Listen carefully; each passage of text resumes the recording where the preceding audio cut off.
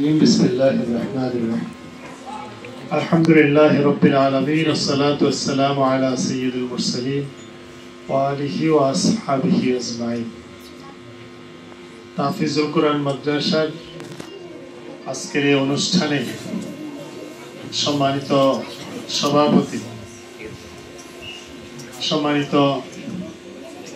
সভাপতি হাজীবাড়ির কৃতি সন্তান জনাব রায়হান বণিক সমিতির সভাপতি জনাব আলহাজ আয়ুব আলী, বাজার কমিটির সম্মানিত সেক্রেটারি জনাব কামরুল ইসলাম ভাই, বণিক সমিতির সেক্রেটারি জনাব ইসমাইল হোসেন বিপ্লব, হাজিরাট বাজারের বিশিষ্ট ব্যবসায়ী বাজার কমিটির সদস্য জনাব মাস্টার ফাসায়াতুল্লাহ, এখানে আরো অনেক ব্যক্তিবর্গ উপস্থিত আছেন এবং সম্মানিত শিক্ষক বৃন্দ, আসসালামু আলাইকুম ওয়া রাহমাতুল্লাহি ওয়া বারাকাতুহু। আসলে কিছু বিষয় আমরা ভালোই বলবো, ভালো বললে এর বিপরীত যেটা সেটা পরিবেশ বুঝে নেবে, তবে পরিবেশের দাবি হলো ভালো বলাই, আমরা ভালোই বলবো। প্রথম যে কথা বলবো সেটা হলো আমরাও পড়ালেখা করেছি। আমি এতক্ষণ বসে ভাবছিলাম যে ছোট্ট ছোট্ট বাচ্চারা কোরআন শিখতেছে, আমাদের সামনে নানান উপস্থাপনা পেশ করলো, এটা দেখে আমরা খুশি হয়েছি। আমরা কিন্তু এই বয়সে এভাবে পড়ালেখা করি। আমার যতটা মনে পড়ে যে নবম শ্রেণীতে ওঠার আগে পড়ালেখায় মনোযোগই দেইনি, এটা আমি আমার ব্যক্তিগত কথা বলছি।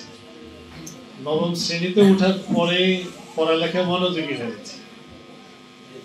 আমরা যে বয়সে পড়ালেখার কথা চিন্তাই করিনি সেই বয়সের বাচ্চারা এখন হাফেজ হচ্ছে বা আমাদের ইমামতি করার যোগ্যতা তারা অর্জন করছে, এটা কিন্তু অনেক বড় আনন্দের ব্যাপার। আমাদের সামনে যারা বসে আছে এদের বয়স বেশি না, এই সময় তো আমরা ঘুমিয়ে আমাদের এক রাত শেষ হয়ে যায়, তারা এখন আমাদের সামনে বসে আছে। এই ধরনের বাচ্চাদেরকে সামনে নিয়ে আমরা একটা অনুষ্ঠানে একত্রিত হওয়ার সুযোগ পেয়েছি, আমাদের এটা মনে হয় সৌভাগ্যের অংশ এবং আমরা শুকরিয়া আদায় করি আলহামদুলিল্লাহ। দ্বিতীয় যে কথা বলবো সেটা হলো এই মাদ্রাসার যে অবস্থা, আমরা যদিও মনে করি যে এখান দিয়ে উঠে ছোট্ট একটা জায়গায় একত্রিত হয়েছে, আমরা যদি হিসাব করি তাহলে দেখা যাবে পুরো উপজেলার একদম নাভির ভিতরে এই মাদ্রাসার অবস্থা। পুরো উপজেলা একদম নাভিতে, উপজেলা মসজিদ সংলগ্ন হাজিরাট বাজার তো উপজেলার মূল সেন্টারে এই মাদ্রাসার অবস্থা। তাহলে সেন্টারের মাদ্রাসার সভাপতি যিনি আছেন তিনিও কিন্তু পুরো উপজেলার সবচেয়ে সম্ভ্রান্ত ফ্যামিলির, ধনাঢ্য ফ্যামিলির ধনী ব্যক্তি। আমার মনে হয় আমরা আবার যখন আসবো তখন এই পরিবেশটা এরকম দেখবো না, এই পরিবেশটা আরেকটু সুন্দর দেখবো। এটা হলো আমার প্রথম দাবি। কি হাউস কি একমত হবে? আমরা আমার ঘরে আমি শ্রেষ্ঠ এই কথা বললে হবে না, পুরো উপজেলার ভিতরে আমি সবচেয়ে ভালো জায়গায় আছি, পুরো উপজেলার ভিতরে সব দিক থেকে প্রতিষ্ঠান শ্রেষ্ঠ হবে, এটাকে নিশ্চিত করতে হবে। আমি একটু কথা বলবো, সেটা হলো আমার বাচ্চা হাফেজ।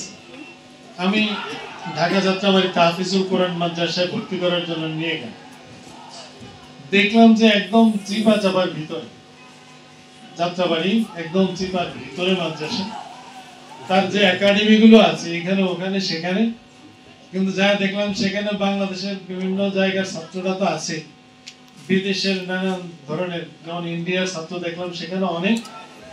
এটা কিভাবে হয় এবং মানুষ কেন একটা প্রতিষ্ঠানকে খুঁজে বের করে, আমি কেন এখান থেকে খুঁজে সেই প্রতিষ্ঠানে বের করে নিজের বাচ্চা পড়ানোর জন্য মনোযোগী হলাম? এটার তো একটা কারণ আছে। আমাদের দেশে অনেক প্রতিষ্ঠান আছে ছাত্র খুঁজে পায় না, আবার অনেক প্রতিষ্ঠান আছে তারা ছাত্র ভর্তি করে জায়গা দিতে পারে না। এই দুইটার ভিতরে ব্যবধান। আমরা যদি আমাদের প্রতিষ্ঠানের মান সুন্দর করতে পারি, পরিবেশ সুন্দর করতে পারি, পড়ালেখা যদি নিশ্চিত করতে পারি, প্রতিযোগিতায় এগিয়ে যেতে পারি, তাহলে আমাদের খোঁজাখুঁজি করা লাগবে। আমাদের প্রতিষ্ঠান ঠিক সেন্টারের মতোই হবে, একদম হৃৎপিণ্ড যেরকম মানুষের একটা জায়গায় ঠিক হৃৎপিণ্ডের জায়গায় এই প্রতিষ্ঠান। কিন্তু এই প্রতিষ্ঠান আমি বলবো আর কি যে এই প্রতিষ্ঠান আরো অনেক উন্নত হতে পারত, আরো অনেক প্রশস্ত হতে পারত, ছাত্রছাত্রী আরো অনেক বেশি হতে পারত, এটা আমরা আশা করতাম। তবে আমরা আশা করবো যে এই পরিবেশটা নিশ্চিত, যে কোনো ভালো পরিবেশ নিশ্চিত করার জন্য ভালো পৃষ্ঠপোষক প্রয়োজন। এমনিতেই কোনো প্রতিষ্ঠান গড়ে ওঠে না। আসলে পৃষ্ঠপোষকতা যারা করেন তারা যদি একটু ভালো মনোযোগী হন তাহলে সেই প্রতিষ্ঠান সুন্দর হওয়ার সম্ভব। আমি মনে করি এই প্রতিষ্ঠানের সাথে যারা সম্পৃক্ত আছেন তাদের রুচির অভাব নেই, তারা ভালো রুচিশীল মানুষ, একটু নজর দিলেই আসলে প্রতিষ্ঠান সুন্দর হবে, এটা স্বাভাবিক ব্যাপার।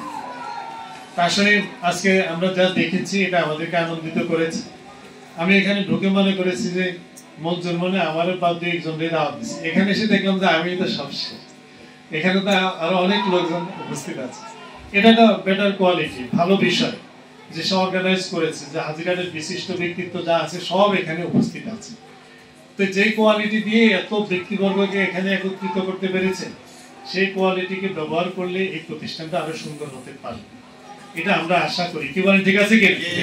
আমরা চাইবো এটা। অনেকেই মনে করেন যে প্রতিষ্ঠান বেশি, দেখেন হাজিরা এই যে তোহা স্মৃতি বালিকা বিদ্যালয়, এখানে যদি আমরা নজর দিই এখানে ছাত্রছাত্রীর অভাব নেই, টিচাররা অনেক সময় পারে না, পড়াইতে পারে না।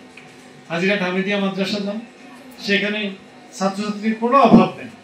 পাশেই মডেল মাদ্রাসা যান, সেখানে ছাত্রছাত্রী আছে। ওর পাশে দেখেন আরেকটা মাদ্রাসা, শাহাদাতের একটা মাদ্রাসা আছে, দেখেন এখান দিয়ে আইডিয়াল দেখেন, খেয়াল করেন। ওই পশ্চিম পাশে আলবারাকা নুরানি কি মাদ্রাসা, আলবারাকাই আলবারাকা, ওদিক দিয়ে তামিলুল মিল্লাত, আরো কি আছে প্রতিষ্ঠান যা হচ্ছে, কিন্তু ছাত্র সংকট হচ্ছে না। তার মানে কি প্রতিষ্ঠান যত বেশি হবে আমি মনে করি আমাদের পড়ালেখার পরিধি তত বেশি, তত বৃদ্ধি পাবে, প্রতিযোগিতা তত বেশি হবে প্রতিষ্ঠানগুলোতে, ছাত্রছাত্রীর জন্যই হোক আর যে কারণেই হোক। প্রত্যেক প্রতিষ্ঠান প্রতিযোগিতা করবে যে না আমার প্রতিষ্ঠানের পড়ালেখা আমরা ভালো করব, রেজাল্ট ভালো করব, তাহলে আমাদের প্রতিষ্ঠানের ছাত্রছাত্রী বেশি হবে। এই প্রতিযোগিতাটা তৈরি হওয়া দরকার। প্রতিষ্ঠান বেশি হবে এটা অসুবিধা নেই, কিন্তু প্রতিষ্ঠানগুলিতে পড়ালেখার মান নিশ্চিত করার জন্য প্রতিযোগিতা থাকতে হবে। যদি প্রতিযোগিতা থাকে তাহলে দুটো উপকার হবে। প্রতিযোগিতা করলে আমাদের এলাকার ছেলে সন্তান যারা আছে তারা তাদের পড়ালেখার মান বৃদ্ধি হবে এবং আমাদের সমাজ শিক্ষিতদেরকে নিয়ে সমাজ সুন্দর হবে, এটা আমরা আশা করি। কি মানে ঠিক আছে নাকি? আমরা মনে করি যে আমরা আমাদের এই পরিবেশটা শিক্ষিতদের পরিবেশ হোক, সুন্দর পরিবেশ হোক, আমাদের ছেলেমেয়েরা শিক্ষা অর্জন করে সমাজকে সুন্দর করুক, এটাই আমরা প্রত্যাশা করি। এটাকে নিশ্চিত করার জন্য আমাদের জায়গা থেকে আমরা যে যেখানে আছি আমরা সকল ভালো কাজকে, সকল শিক্ষাকে স্বাগত জানাবো এবং সব ধরনের শিক্ষার পাশে থাকবো ইনশাআল্লাহ। সকলের প্রতি আহ্বান রেখে আমি আমার কথা শেষ করলাম। আসসালামু আলাইকুম ওয়া রাহমাতুল্লাহি ওয়া বারাকাতুহু।